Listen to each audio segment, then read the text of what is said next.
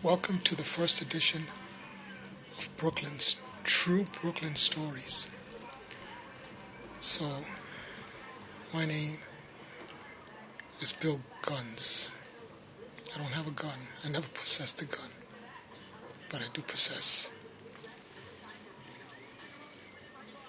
guns. So, I grew up in Sunset Park. Sunset Park, back in the 70s, synonymous for gangs, synonymous for hangouts. It was probably the place in New York which had the most hangouts. Now, a lot of people may say, oh, how do you know this and prove this? But there were, back in the 70s, hangouts that were hidden hangouts, secret hangouts. You know, they were like in abandoned stores, abandoned buildings, basements. And Sunset Park had many of these back then in the 70s, because below 3rd Avenue was the shipping yard.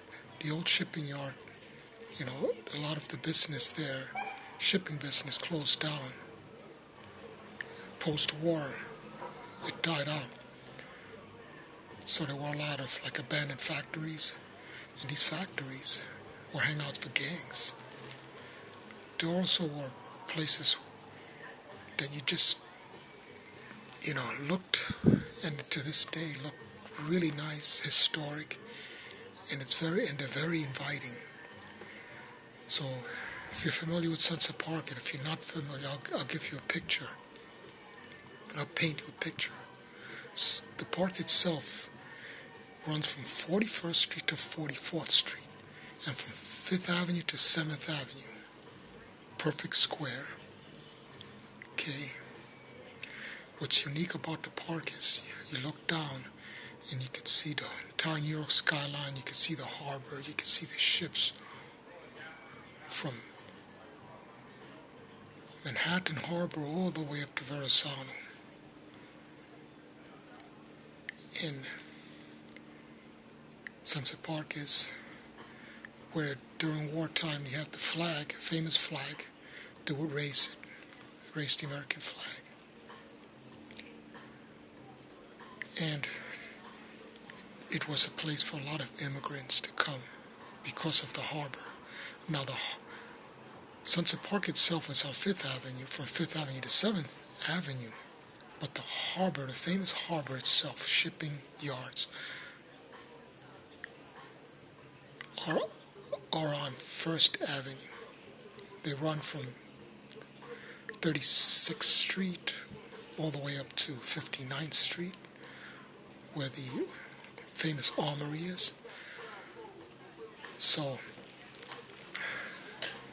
that's 1st Avenue. A lot of abandoned factories are there.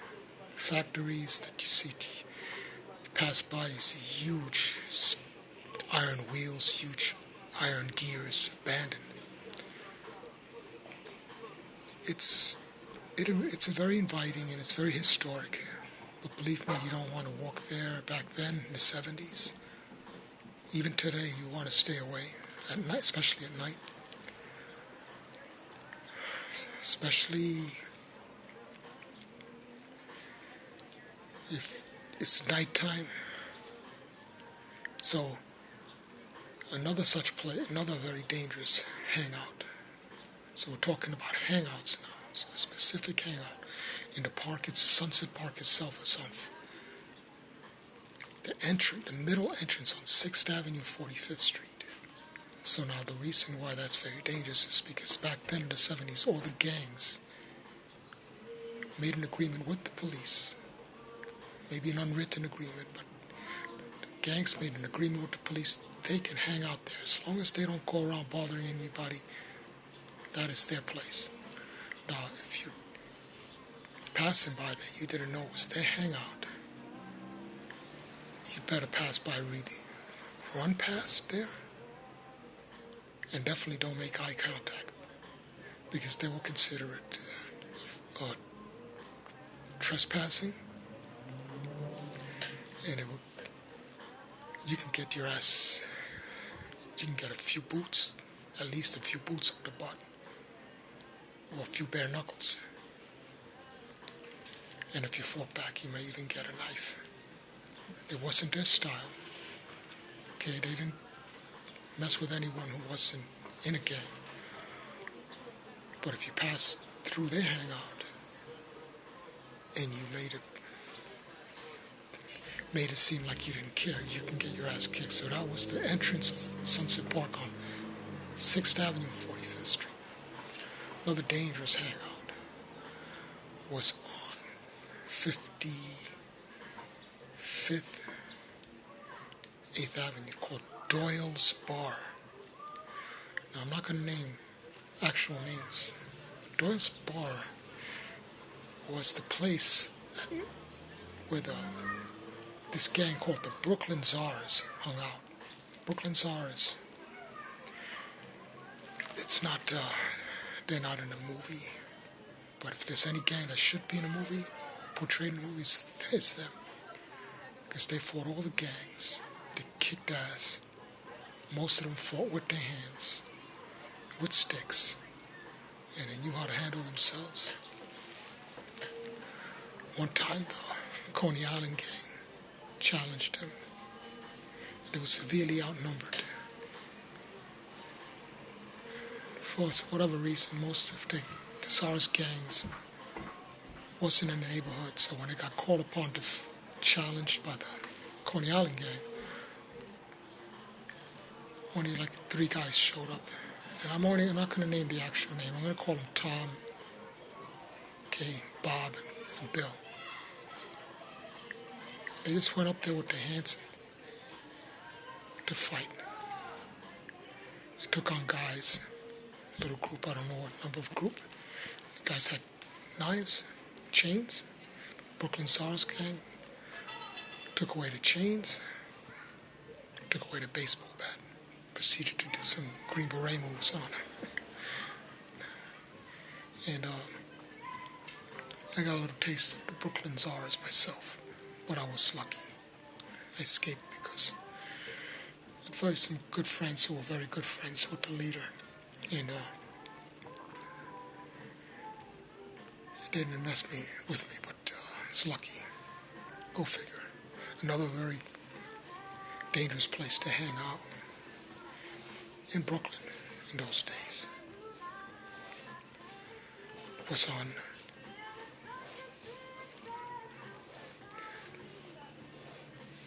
in Park Slope. Park Slope,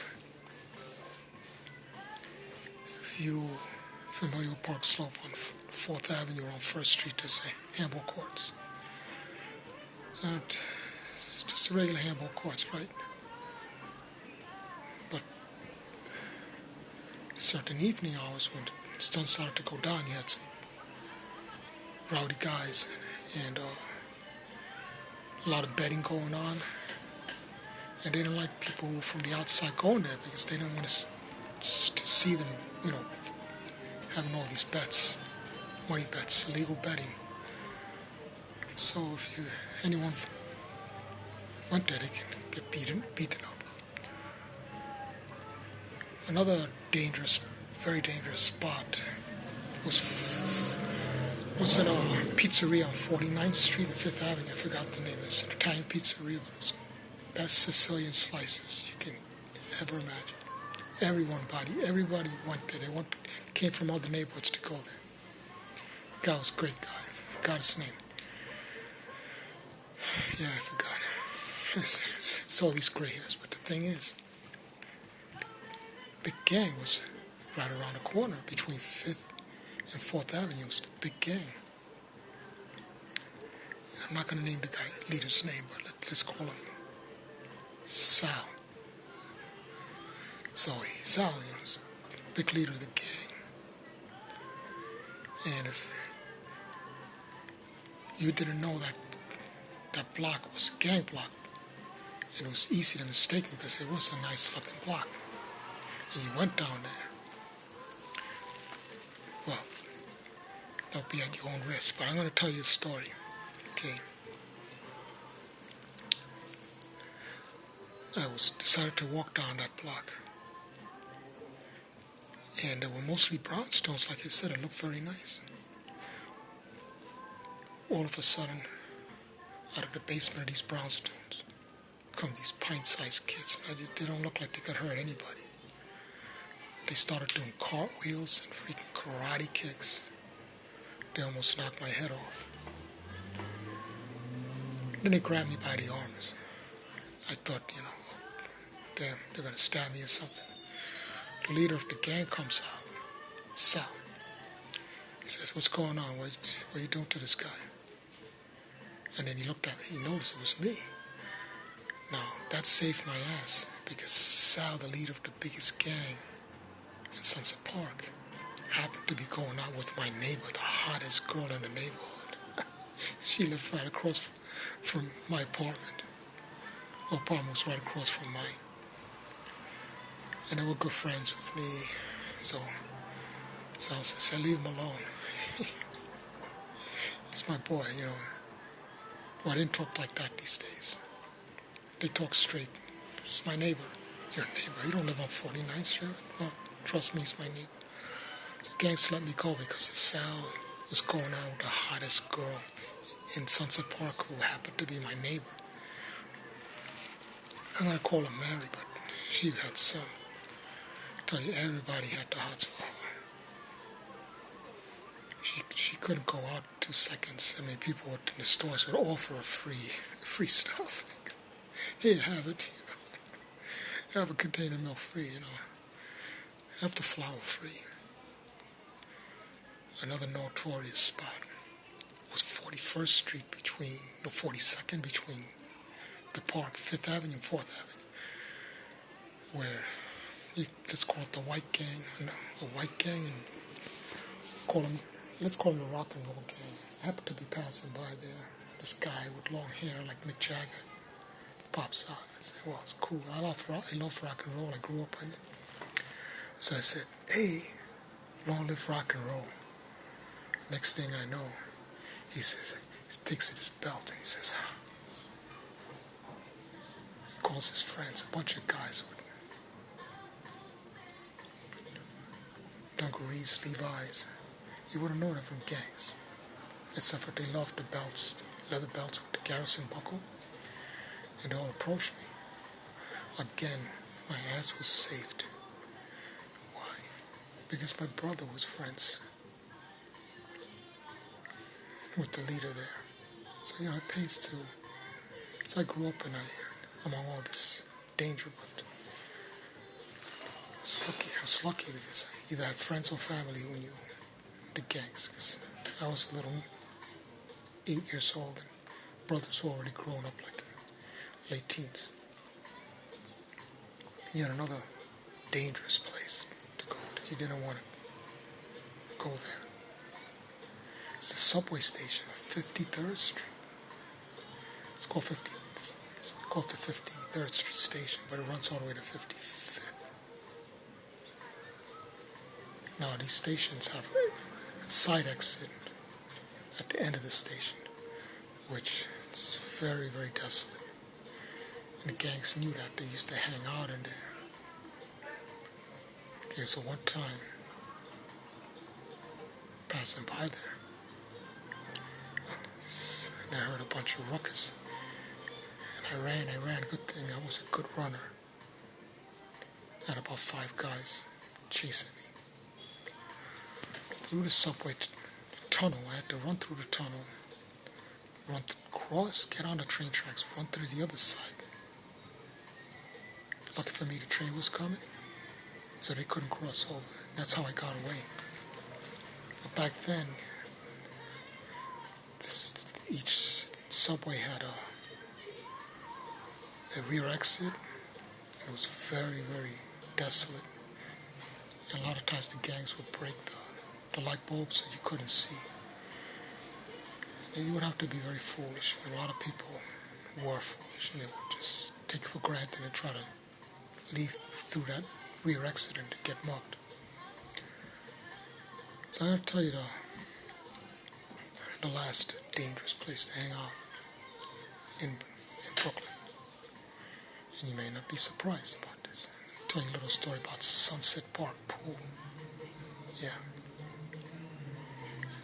I went into the pool, and the pool has a big 6-foot area, but they also have a 16-foot pool.